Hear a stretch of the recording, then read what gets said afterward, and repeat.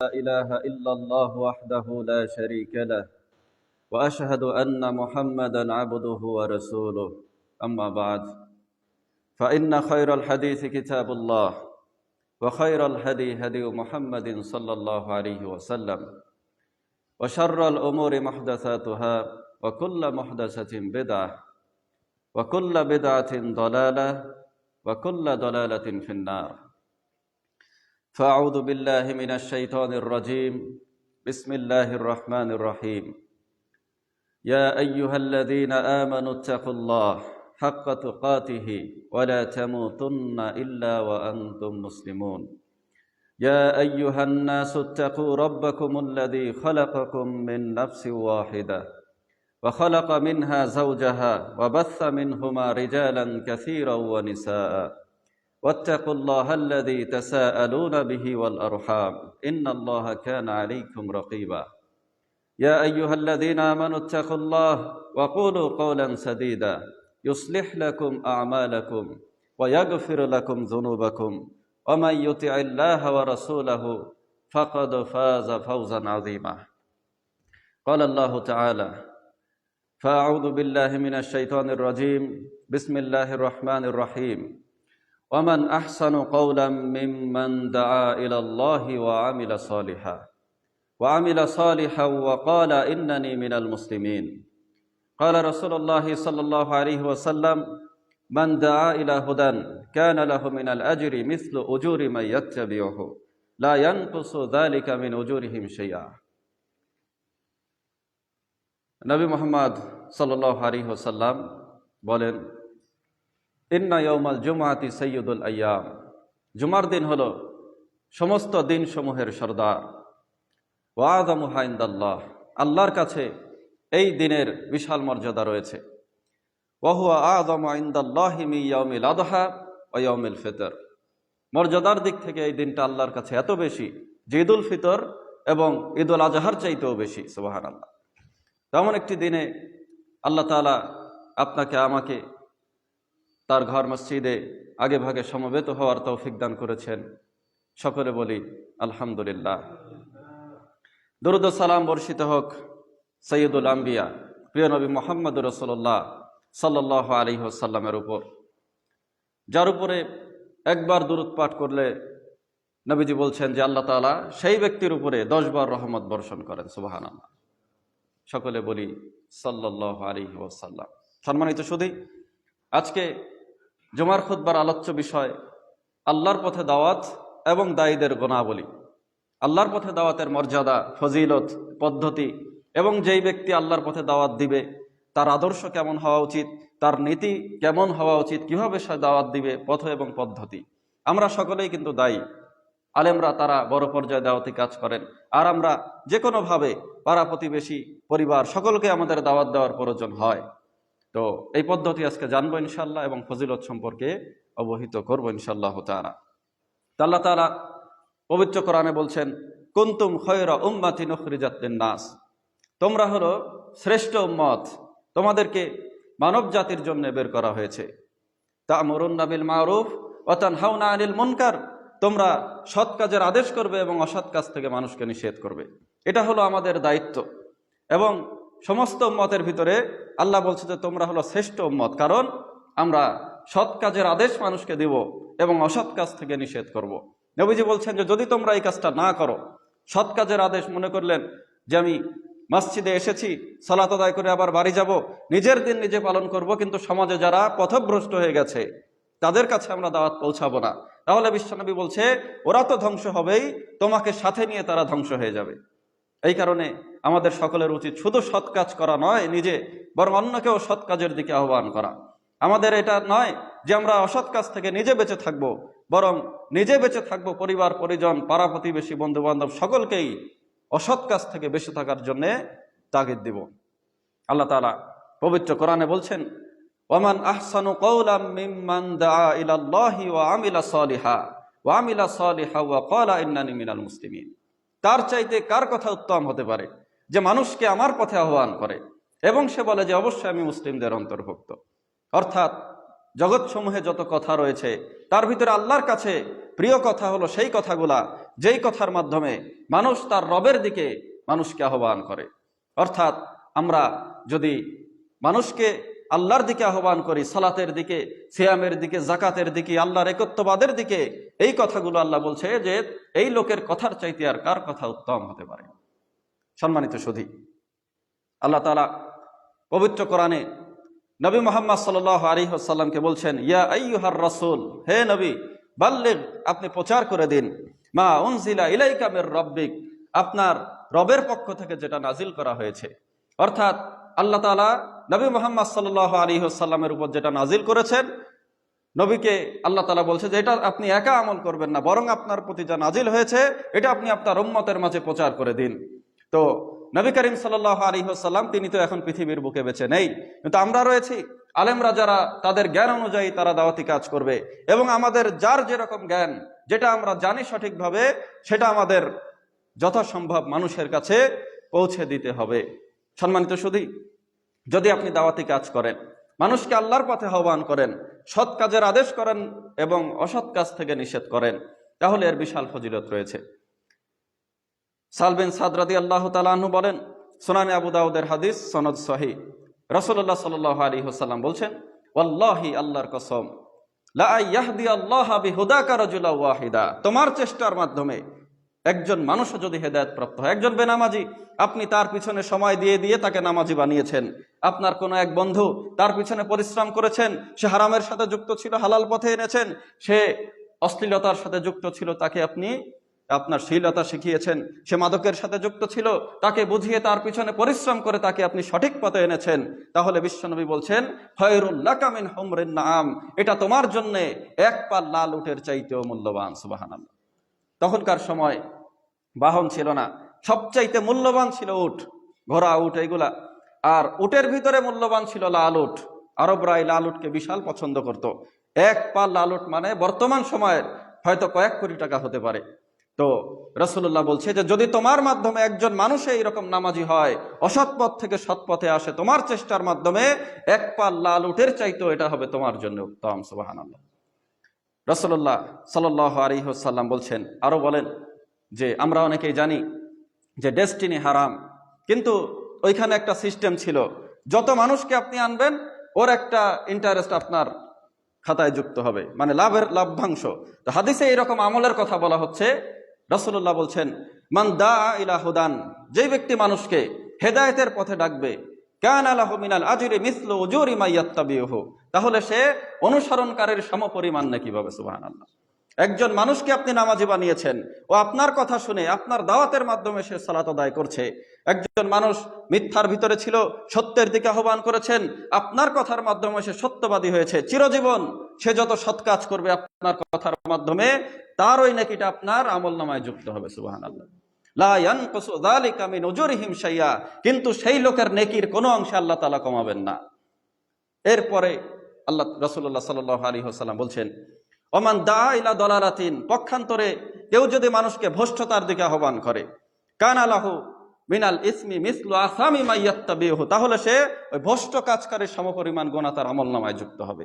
অর্থাৎ ধরেন যে সিগারেট তো কেউ একা একা খেতে পারে না, বন্ধুরাই শেখায় যে একটা টান দে, আজকে দে, খাওয়ার দরকার নেই, একটা দে, দুইটা দে, এরকম করতে করতে আমার সিগারেট খাওয়া শেখে। বাদ্যযন্ত্র, অশ্লীলতা বন্ধু বান্ধবের মাধ্যমেই শেখে। তো আপনার দেখানো পথে কেউ শিখলো এরকম কোন গুনাহের কাজ, নবীজি বলছেন ওর আমলনামায় সেই লোকেরা তার শেখানোর কারণে যে গুনাহ করবে, আমলনামায় সেটা যুক্ত হতেই থাকবে। লা ইয়ানকুসু যালিকা মিন আসামিহিম শাইআ, কিন্তু সেই লোকের গুনাহ আল্লাহ তাআলা কোনো অংশে কমাবেন না। সুতরাং আমাদেরকে বুঝতে হবে যে আমরা মানুষকে কিসের দিকে আহ্বান করব। সম্মানিত সুধী, আবু মাসুদ আল আনসারী রাদিয়াল্লাহু তাআলা আনহু বলেন, রাসূলুল্লাহ সাল্লাল্লাহু আলাইহি ওয়াসাল্লামের কাছে একজন লোক এসেছে, এসে বলছে, ইয়া রাসূলুল্লাহ, আমার তো সওয়ারি চলতে পারছে না, অকেজো হয়ে গেছে, আপনি আমাকে একটা সওয়ারির ব্যবস্থা করে দেন। তো রাসূলুল্লাহ সাল্লাল্লাহু আলাইহি ওয়াসাল্লাম থাকলে দিতেন, তার কাছে নেই, তিনি অপারগতা স্বীকার করলেন যে আমার কাছে এখন দেওয়ার মতো কিছুই নেই। তখন একজন সাহাবী বলছে, ইয়া রাসূলুল্লাহ, আমি তাকে এমন মানুষের সন্ধান দিতে পারি যে তাকে সওয়ারির ব্যবস্থা করে দিবে। নবীজি বলছেন, তোমার মতো যে এরকম মানুষকে কল্যাণের পথ দেখায়, কল্যাণ করা ব্যক্তির সমপরিমাণ নেকি তার আমলনামায় যুক্ত হয়। সুবহানাল্লাহ। এই কারণে আমরা সমাজ ধ্বংস করব না, এই সমাজ নষ্ট করব না, বরং পারলে কারো উপকার করব, কাউকে কল্যাণের পথ দেখাবো, মানুষকে সত্যের পথ দেখাবো ইনশাআল্লাহ। সম্মানিত সুধী, তো এই যে আপনি মানুষকে দাওয়াতের কাজ করবেন, মানুষকে দ্বীনের পথে আহ্বান করবেন, মানুষকে কল্যাণের পথে ডাকবেন, সহিহ আকীদার দিকে ডাকবেন, কোরআনের দিকে ডাকবেন, হাদিসের দিকে ডাকবেন, এই ডাকারও একটা পদ্ধতি রয়েছে। ডাকার ভুলের কারণে অনেকে দেখবেন যে আপনার থেকে আরো দূরে দূরে সরে যাবে। আপনার আকীদা মানহাজ কোরআন হাদিসের দিকে আসা তো দূরের কথা, দেখেন যে পূর্বের যুগে মানুষ হিন্দু থেকে মুসলিম হয়েছে। কি কারণে হয়েছে? দূর থেকে দেখেছে, উঠতে বসতে চলতে ফিরতে লেনদেনে দেখেছে যে মুসলিমরা কতটা সূক্ষ্ম ইমানের অধিকারী, তাদের আত্মমর্যাদা, তাদের নম্রতা, তাদের বিনয়, তাদের লেনদেন এরকম, তারা আকৃষ্ট হয়ে ইসলাম ধর্ম গ্রহণ করেছে। কিন্তু এখন আমরা তাদেরকে আমাদের ভালো মানসিকতাটা ফুটায় উঠতে পারছি না। আমরাই চুরির সাথে জড়িত, দুর্নীতির সাথে জড়িত, খুন খারাপের সাথে জড়িত। তারা তো দেখে তো কিভাবে ইসলাম গ্রহণ করবে, যে মুসলমানরা তো ভালো না, হিন্দুদের ঘর বাড়ি জ্বালিয়ে দিচ্ছে, তাদেরকে পুড়িয়ে মারছে, এগুলো ইসলামের পদ্ধতি নয়। আমি আপনাদের কয়েকটা হাদিস বলবো, বুঝবেন যে সাহাবীরা নবী মুহাম্মদ সাল্লাল্লাহু আলাইহি ওয়াসাল্লাম কিভাবে মানুষকে ইসলামের পথে আহ্বান করেছেন। তো মানুষকে যে আপনি ডাকবেন, সর্বপ্রথম আপনাকে নম্র আচরণের অধিকারী হতে হবে। আপনার ব্যবহার হবে ভালো, যত বেশি ব্যবহার আপনার ভালো হবে, তত বেশি মানুষ আপনার দিকে আকৃষ্ট হবে, ইসলামের দিকে আকৃষ্ট হবে। তো যেরকম ধরেন যে একটা পণ্য আপনি মার্কেটিং এ বিক্রি করতে যান, যদি খারাপ আচরণ করেন আপনার পণ্য কেউ কিনবে না। ওইখানে যেয়ে দেখবেন যার ব্যবহার খারাপ সেও সেই ক্রেতার সাথে ভালো আচরণ করে, পণ্যটা যেন বিক্রি হয়। তেমনি দাওয়াতি কাজ মানুষের সাথে করবেন, আচরণ যদি ভালো না হয় সে আপনার দাওয়াতকে গ্রহণ করবে না। তো আল্লাহ তাআলা পবিত্র কোরআনে দাওয়াতের পদ্ধতি সম্পর্কে বলছেন, উদউ ইলা সাবিলি রাব্বিকা বিল হিকমাতি ওয়াল মাউইদাতিল হাসানাহ। রবের পথে হে নবী তুমি মানুষকে ডাকো সদুপদেশের মাধ্যমে এবং হিকমতের সাথে। ওয়াজাদিলহুম বিল্লাতি হিয়া আহসান, এবং তাদের সাথে তর্ক করো উত্তম পন্থায়। অর্থাৎ তার সাথে তর্ক করবেন যে আমাকে তর্কে জিততে হবে, তাকে আমি হারিয়ে দেব, লোক সম্মুখে তাকে আমি অপমান করব কারণ সে অপরাধের সাথে জড়িত। এইরকম ভাবে নয়, সদুপদেশের মাধ্যমে, নম্র আচরণের মাধ্যমে, হিকমতের সাথে। আর যদি তার সাথে তর্ক বাঁধে, সেই তর্কটা যেন হয় উত্তম পন্থায়। আল্লাহ তাআলা পবিত্র কোরআনে আরো বলছেন, ওয়ালা তাস্তাউল হাসানাতু ওয়ালা সাইয়্যা, ভালো আর মন্দ সমান হতে পারে না। ইদফা বিল্লাতি হিয়া আহসান, তুমি মন্দকে প্রতিহত করবে ভালোর মাধ্যমে। অর্থাৎ মন্দকে মন্দের মাধ্যমে নয়, মন্দকে ভালো দিয়ে প্রতিহত করতে হবে। দেখেন যে রিসেন্ট একটা ঘটনা না বললেই নয়, একজন বলছে যে আমি সালাফি আকীদার মুখে থুতু মারি, এই কথা বলছে। আর একজন শায়েখ বলছে যে ওর মুখে প্রস্রাব করে দাও, নাউজুবিল্লাহ। এটা কখনোই এর মাধ্যমে মানুষ কখনো দিনের পথে আসে না। সে আপনাকে একটা কটু কথা বলেছে, জবাবে আপনি আরো একটা বললেন, এই আয়াতের উপর আপনি আমল করলেন না। আল্লাহ তাআলা বলছেন যে তুমি মন্দকে ভালোর মাধ্যমে, মন্দের মাধ্যমে নয়, বরং তোমার সাথে কেউ যদি মন্দ করে তুমি ভালোর মাধ্যমে প্রতিহত করো।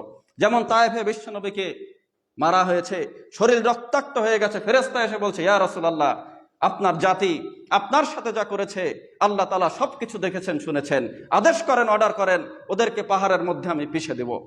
বিশ্বনবী বলেননি যে দাও, পিষে দাও, তিনি একথা বলেননি, বরং তিনি বলছেন যে তাদেরকে আমি ক্ষমা করে দিলাম, বরং তাদের আমি দোয়া করছি তাদের ওই রোজ থেকে এমন সন্তানের জন্ম হবে যারা এক আল্লাহর ইবাদত করবে। সুবহানাল্লাহ। তিনি ক্ষমার নীতি অবলম্বন করেছেন। আমাদেরকেও দাওয়াতি কাজে এমনটাই করতে হবে।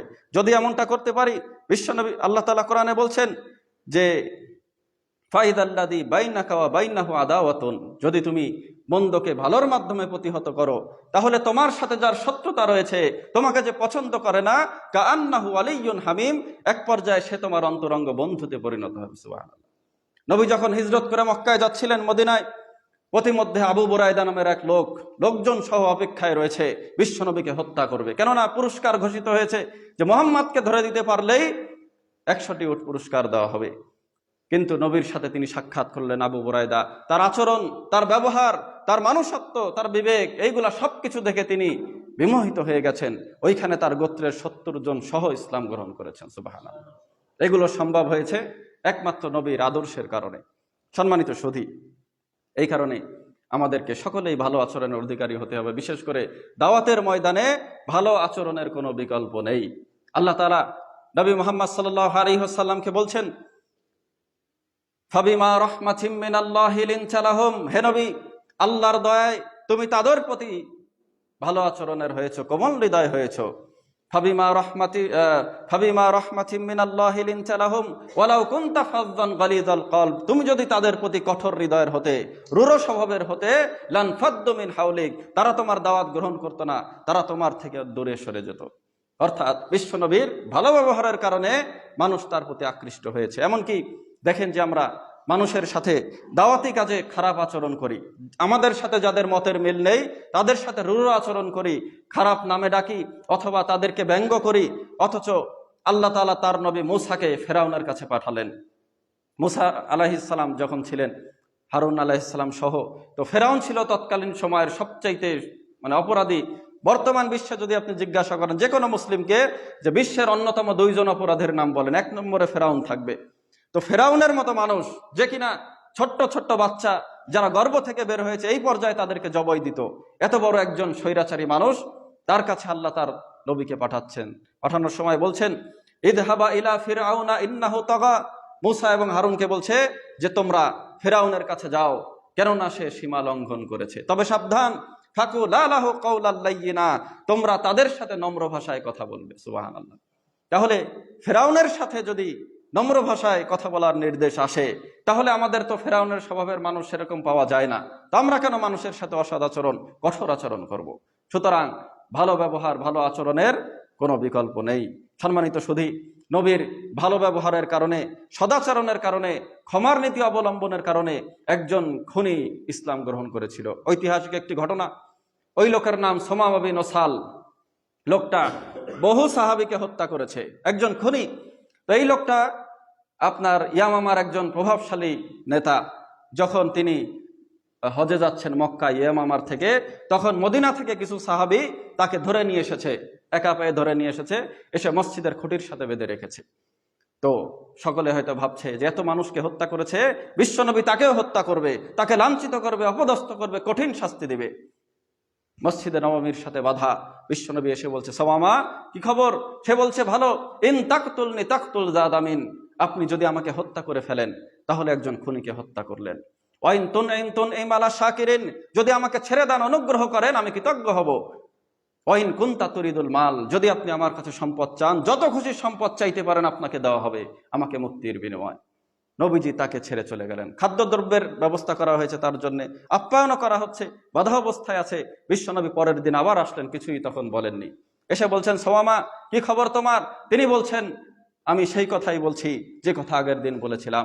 ইন তাকতুলনি তাকতুল জাদামিন ওয়া ইন তুনইম আলা শাকিরিন ওয়া ইন কুনতা তুরিদুল মাল ফাসাল মিনহু। নবীজি তাকে ওই অবস্থায় রেখে চলে গেলেন। ফিরের দিন, তৃতীয় দিন, নবী মুহাম্মদ সাল্লাল্লাহু আলাইহি ওয়াসাল্লাম আবারও তার কাছে আসলেন। আসার পরে বলছেন সুমামা কি খবর? তিনি বলছেন ওই যে আগে যা বলেছিলাম সেই কথাই বলছি।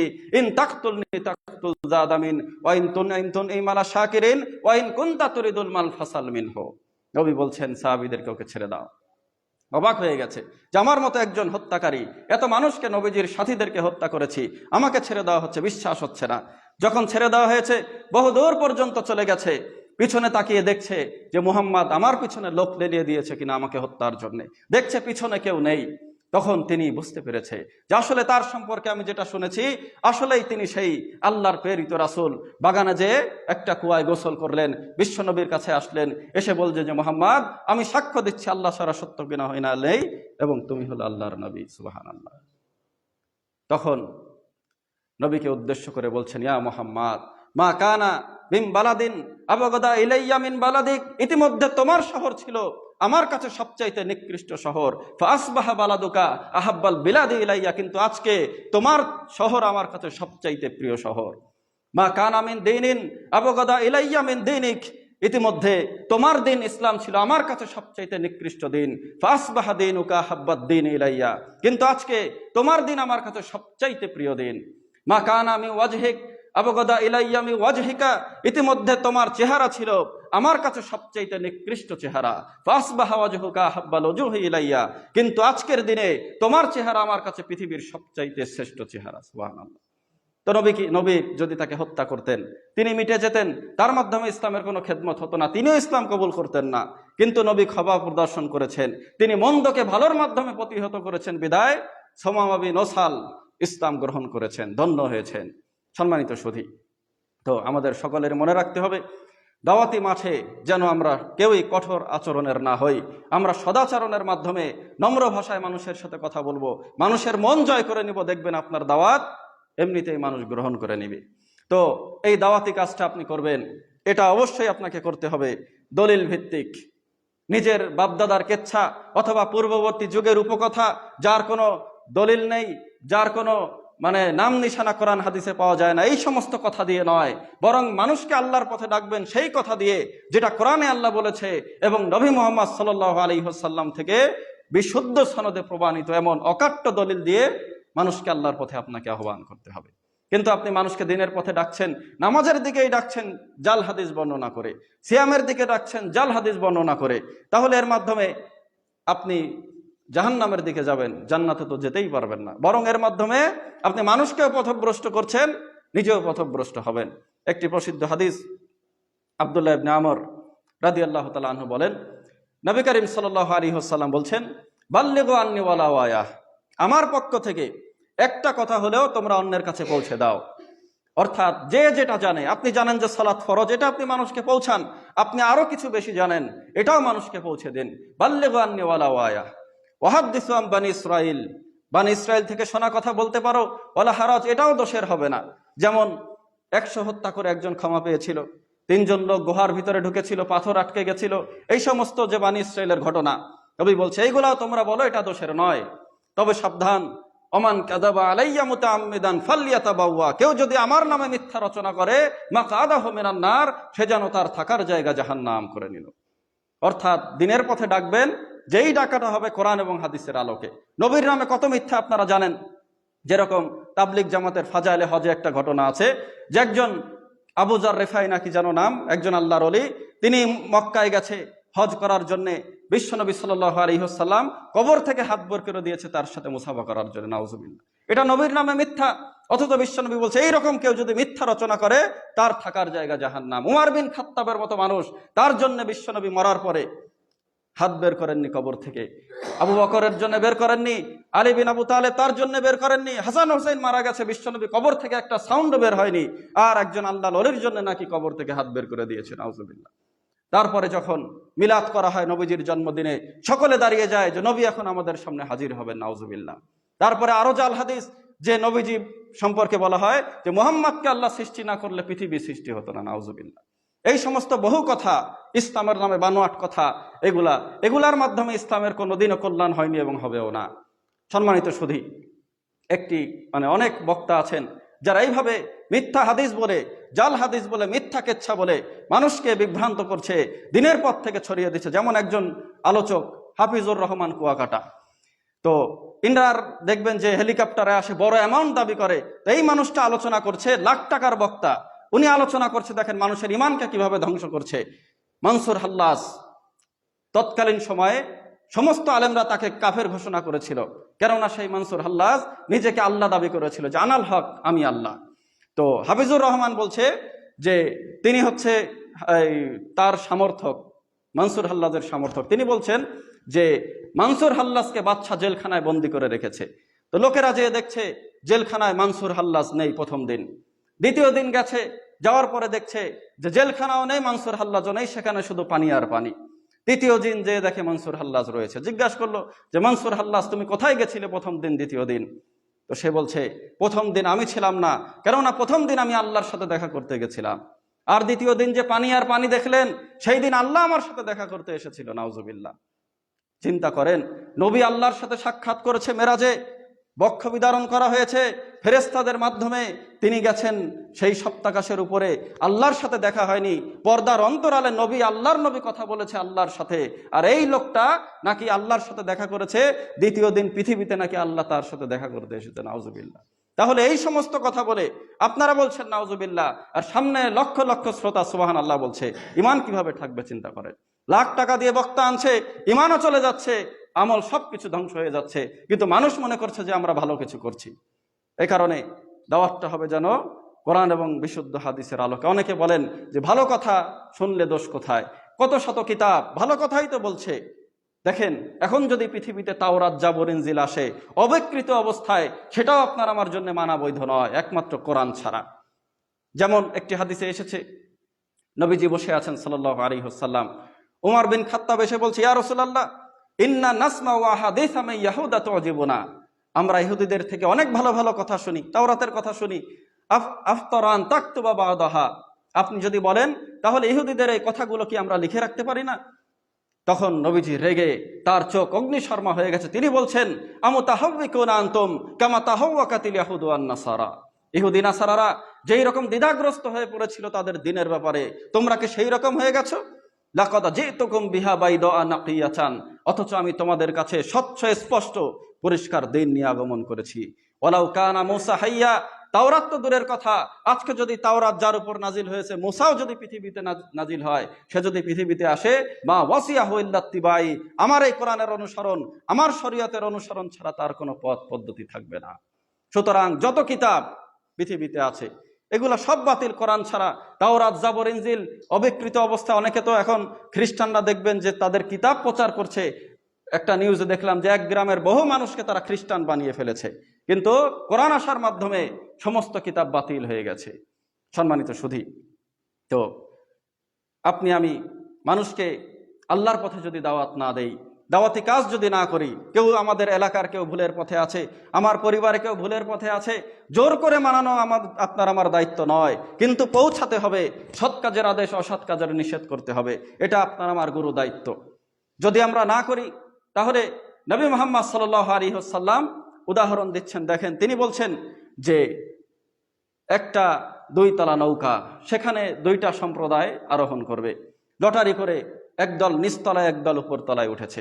তো যখন নৌকা চলছে, নিচতলার মানুষ বারবার উপরতলায় যায় পানি আনার জন্যে, নিচ হয়তো আটকানো, উপরতলায় যায়, 2 তলা থেকে পানি উঠায়। তো নিচতলার মানুষ সিদ্ধান্ত নিল যে এইভাবে আর 2 তলার মানুষকে আমরা কষ্ট দিব না, কারণ বারংবার যাই, তাদের এতে ডিস্টার্ব হয়, আমরা নৌকার তলে একটা ফুটা করব। সেই অনুযায়ী কোরাল দিয়ে নৌকা ফুটা করা শুরু করেছে। তখন